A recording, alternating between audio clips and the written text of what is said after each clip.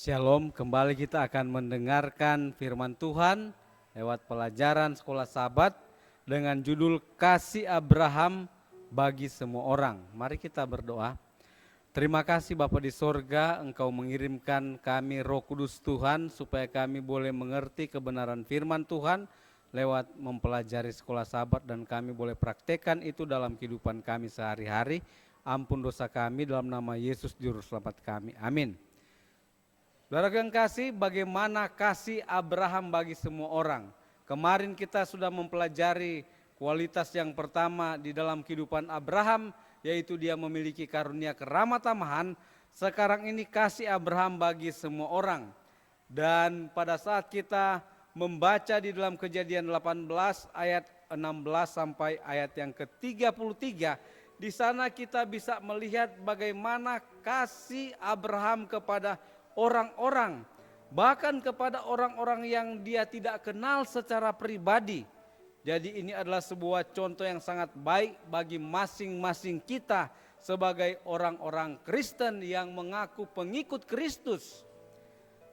Orang Sodom dan Gomora adalah pendosa, dan kalau kita membaca firman Tuhan, ada Sodom, Gomora, Atma dan Seboim yang dibinasakan oleh Tuhan kota-kota ini karena mereka sudah melakukan kejahatan yang sangat besar kepada Tuhan.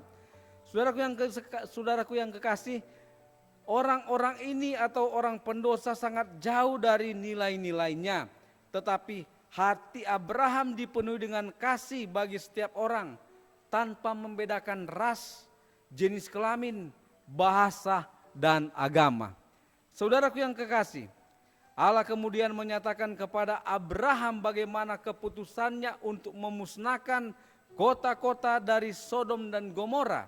Kemudian sesudah Tuhan berfirman, sesungguhnya banyak keluh kesah tentang orang Sodom dan Gomora dan sesungguhnya sangat besar dosanya.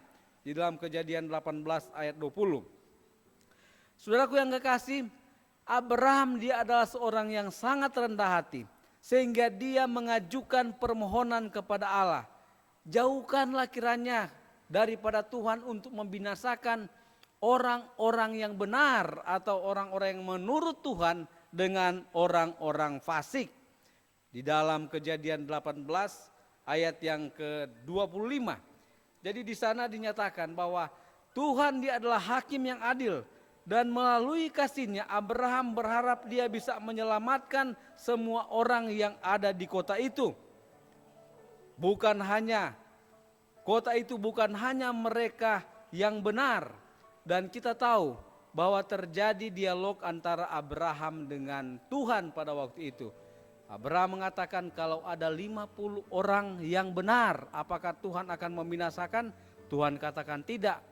Abraham juga mengatakan kalau dikurangi 5, 45, kemudian 40 orang benar, 30 orang benar, 20 orang benar, bahkan 10 orang benar, maka Tuhan mengatakan aku tidak akan membinasakan kota-kota itu.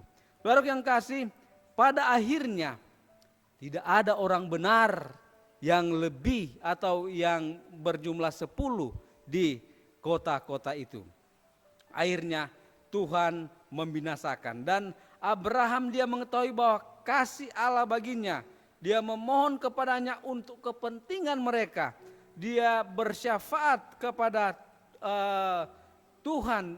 Dia mengetahui keadaan orang-orang yang jahat yang berada di kota itu.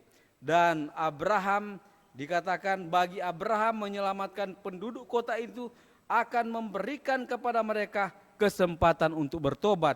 Tetapi akhirnya Abraham mendasari permohonannya dari apa yang dia tahu secara pribadi tentang bagaimana kasih Allah kepada umat manusia.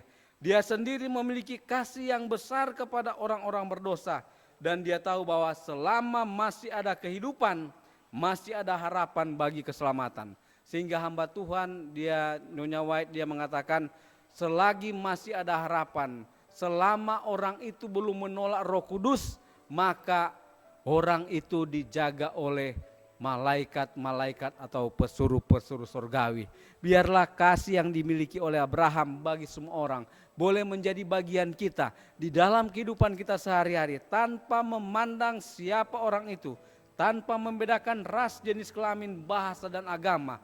Dengan demikian kita boleh berdoa bagi orang-orang tersebut sehingga mereka juga boleh mendapatkan kasih karunia untuk keselamatan. Dan bila mana Tuhan datang pada kali yang kedua, maka banyak jiwa akan dimenangkan. Kiranya Tuhan memberkati sambil kita terus mempelajari pelajaran sekolah sahabat dalam nama Yesus. Amin.